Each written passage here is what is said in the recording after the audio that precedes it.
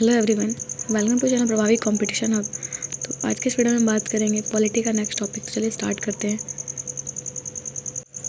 तो आज का हमारा टॉपिक है special provisions for certain classes. ठीक है, तो सर्टन क्लासेस को जो भी स्पेशल फैसिलिटीज़ मिली हुई हैं इसके बारे में पढ़ेंगे। ठीक है, तो चलिए स्टार्ट करते हैं। हमारा फर्स्ट टॉपिक है schedule caste and schedule tribes. ठीक है, SCs एंड STs।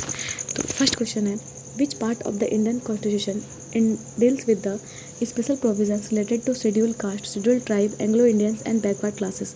तो हमारे कॉन्स्टिट्यूशन के कौन से पार्ट में ये लिखा गया है कि क्या क्या स्पेशल प्रोविजंस मिलेंगे SCs को, ST को, या एंग्लो इंडियंस या फिर बैकवर्ड क्लासेस को। ये पार्ट 16 में लिखा गया है ना। पार्ट 16 में आर्टिकल 330 से लेकर आर्टिकल 342 तक।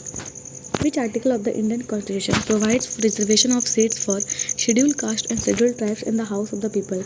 House of the People किसको बोलते हैं? लोकसभा को। ठीक है, तो लोकसभा में शेड्यूल्ड कास्ट है ना, SCs और ST शेड्यूल्ड ट्राइब्स को रिजर्वेशन मिलेगी सीट्स में। ये कौन सा आर्टिकल में लिखा गया? ये आर्टिकल 330 में लिखा गया।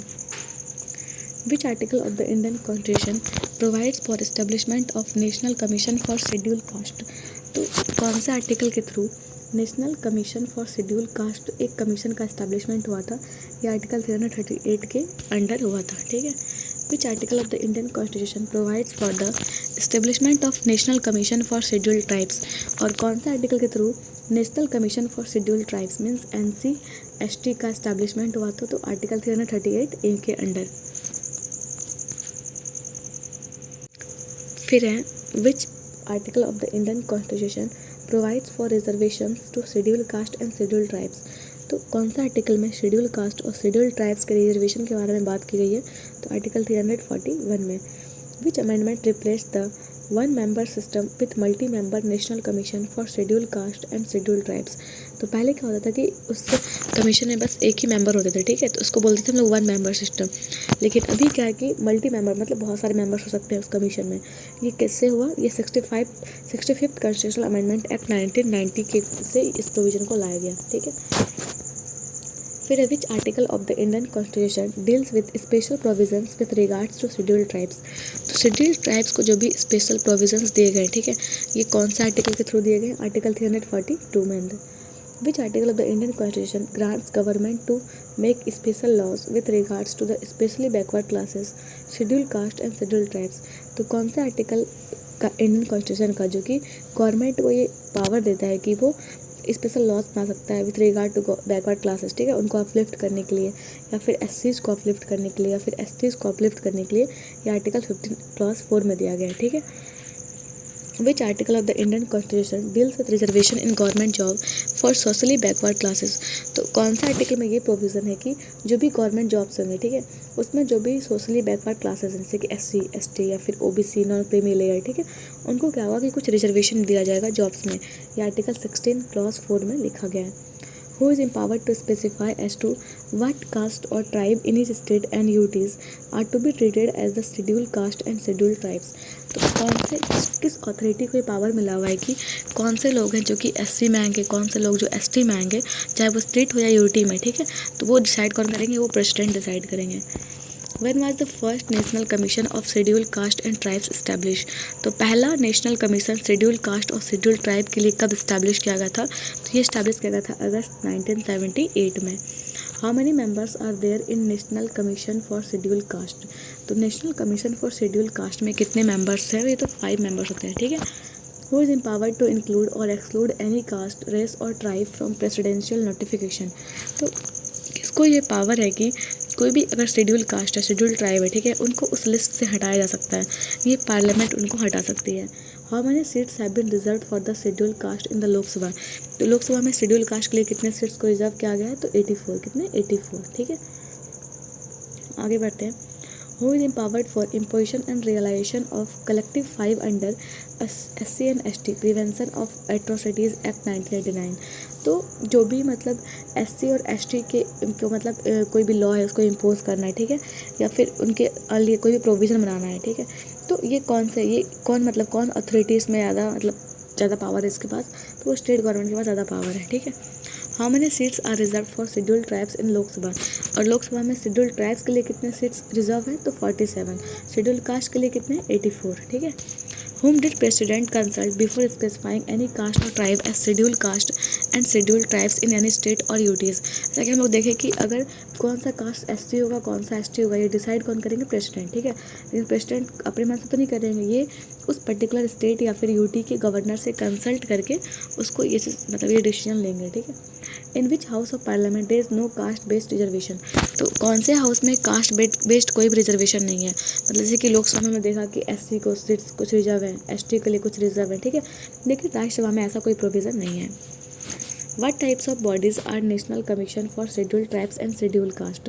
तो National Commission for Schedule cast और National Commission for Schedule Tribe जो है वो किस टाइप की बॉडी है? तो ये एक कॉन्स्टिट्यूशनल बॉडी है। कॉन्स्टिट्यूशनल बॉडी का क्या मतलब होता है कि जिसका मेंशन कॉन्स्टिट्यूशन में किया गया है, ठीक है। वो जानते हैं इसका मेंशन किया गया 338A में, ठीक है, 338A में। इसका मतलब क्या है? ये 338 में, एक 338A में। तो इसका मतलब क्या हुआ? ये सब क्या है कि कॉन्स्टिट्यूशनल बॉडीज़ हैं। What is the duration for which President appoints a commission to report on the administration of the scheduled areas and the welfare of the scheduled tribes in the state?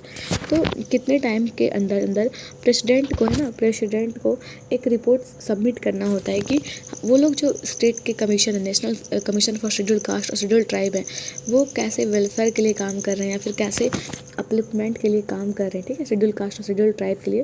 तो ये 10 years के duration में इस चीज़ को submit करना होता है। Which amendment to the Indian Constitution permits relaxation of qualifying marks and other criteria in reservation and in promotion of scheduled caste and scheduled tribes candidate to the public services of the center and state? तो कौन से amendment के through जो भी qualifying marks है या फिर जो भी क्राइटेरिया रिजर्वेशन है उनको पब्लिक सर्विस कमीशन या फिर स्टेट सर्विस कमीशन में भी उनको रिजर्वेशन मिल गया? तो ये 82nd अमेंडमेंट एक्ट 2000 में इस चीज़ का प्रोविजन आया, ठीक है। Which constitutional amendment act divided National Commission for Scheduled Caste and Scheduled Tribes in two separate bodies? तो पहले क्या था? पहले सिर्फ national Commission for scheduled caste था, ठीक है। लेकिन 89 अमेंडमेंट एक्ट के थ्रू क्या हुआ कि अब national Commission for scheduled tribe भी बन गया, ठीक है। दोनों अलग अलग बॉडीज़ को बना दिया गया। States are obliged to appoint a tribal welfare minister to look after the welfare of scheduled tribes? तो कौन किस किस स्टेट में क्या होता है कि एक ट्राइबल वेलफेयर मिनिस्टर को अपॉइंट किया जाता है ताकि वो शेड्यूल्ड ट्राइब्स के वेलफेयर के लिए काम कर सके, ठीक है। वो झारखंड में, मध्य प्रदेश में, उड़ीसा में, छत्तीसगढ़ में। ऐसा क्यों? इसी स्टेट में क्यों? क्योंकि मेजर जो ट्राइब्स हैं वो इस स्टेट में रहती हैं, ठीक है। आगे हमारा टॉपिक है backward class and Anglo Indians, ठीक। Which article of the Indian Constitution deals with representation of Anglo-Indian communities in the House of People? Although इस चीज़ को भी हटा दिया गया है, ठीक है। तो लोकसभा में पहले क्या था कि दो एंग्लो इंडियन मेंबर को प्रेसिडेंट अपॉइंट करते थे। ये आर्टिकल 331 में दिया गया था, लेकिन अब इसको हटा दिया गया है। Which article of the Indian Constitution deals with the representation of Anglo-Indians in the state legislature? जैसे कि लोकसभा में, ठीक है, वहाँ पे टू पर्सन्स को अपॉइंट किया जाता था, वैसे legislative assembly, state legislative assembly में भी 1 पर्सन को अपॉइंट करने का प्रोविज़न था आर्टिकल 333 के अंडर, लेकिन इसको भी हटा दिया गया, ठीक है। Under the constitution of India who is empowered to nominate 2 members of the Anglo Indian community to the Lok Sabha? तो पहले क्या था, अब तो ये नहीं है, लेकिन जो मेंबर्स तो अपॉइंट होता था, एंग्लो इंडियन को जो अपॉइंट करने का काम था वो किसका था लोकसभा में? वो प्रेसिडेंट का काम था, ठीक है, प्रेसिडेंट का। आगे बढ़ते हैं। Under the constitution of India who is empowered to nominate 1 member to the of the Anglo Indian community to the state legislative assembly? तो स्टेट लेजिस्लेटिव असेंबली में अगर एक एंग्लो इंडियन को अपॉइंट करना है तो वो कौन करेंगे? वो अपॉइंट करेंगे कौन? गवर्नर, ठीक है। Who is empowered to appoint a commission in order to investigate the conditions of socially and educationally backward classes?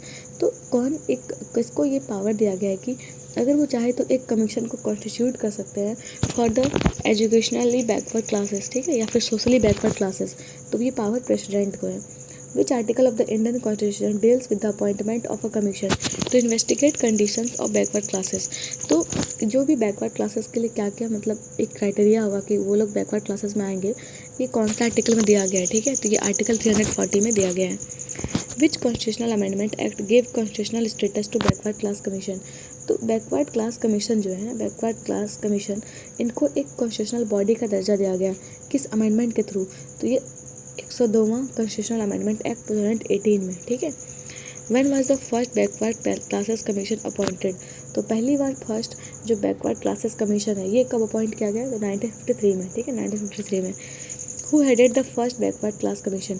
तो पहला जो बैकवर्ड क्लासेस कमीशन जो आया था, ठीक है, उसको किसने हेड किया था, उसके चेयरमैन कौन थे, वो थे काका कलेलकर, ठीक है, Kaka Kalelkar committee. When was the second backward class commission appointed. उसके बाद दूसरी बार बैकवर्ड क्लासेस कमीशन कब फॉर्म किया गया, तो 1979 में, ठीक है। Who headed the second backward classes commission. और दूसरी बार बैकवर्ड क्लासेस कमीशन को किसने हेड किया, तो वो थे बीपी मंडल, ठीक है, BP Mandal. Which constitutional amendment act gave 27% reservation to backward classes in admission to educational institution। तो कौन से अमेंडमेंट के थ्रू जो जितने भी बैकवर्ड क्लासेस के लोग हैं, ठीक है, उनको रिजर्वेशन मिला कॉलेज के एडमिशन के लिए, कितना, 27%, ठीक है, मीन्स 100 में 27 जो बच्चा होगा, ठीक है, वो इस रिजर्वेशन के थ्रू आएगा। ये 93rd अमेंडमेंट एक्ट के थ्रू ये प्रोविज़न किया गया। Which constitutional amendment bill empowers National Commission for Backward classes. तो कौन सा जो कॉन्स्टिट्यूशनल अमेंडमेंट बिल है वो एम्पावर करता है, ठीक है, किसको, national Commission for Backward classes, ठीक है। ये 103rd कॉन्स्टिट्यूशनल अमेंडमेंट बिल, ये बिल 130 है, ठीक है, लेकिन वो अमेंडमेंट कौन सा, 102वां अमेंडमेंट है, ठीक। आगे हम लोग नेक्स्ट टॉपिक है स्पेशल प्रोविजंस फॉर माइनॉरिटीज़। तो जो भी माइनॉरिटीज़ हैं, ठीक है, उनको क्या प्रोविज़न मिले हमारे कंट्री में। तो फर्स्ट क्वेश्चन है what are the basis of classification of minorities in the India. तो इंडिया में कोई भी पर्सन या फिर कोई भी कास्ट, कोई भी रिलीजन के लोग क्या होंगे, माइनॉरिटीज़ में आएंगे। ये कैसे डिसाइड करेंगे, on the basis of language and religion. Which article provides special privileges for the religion based minority classes in India. तो जो भी हमारे रिलीजन के बेसिस पे जो भी माइनॉरिटी है, ठीक है, उनको जो भी प्रिविलेजेस मिलता है वो कौन सा आर्टिकल के थ्रू मिलता है, आर्टिकल 29 एंड आर्टिकल 30 के तहत। Which article provides right to minorities to establish and administer educational institution. तो कौन सा आर्टिकल में ये प्रोविज़न दिया गया है कि जितने भी माइनॉरिटीज़ हैं, ठीक है, वो अपने एजुकेशनल इंस्टीट्यूशन को एस्टैब्लिश कर सकते हैं, वो आर्टिकल 30 में ऐसा दिया गया है। विच committee was concern with the study of social economic and educational status of Muslim minority communities.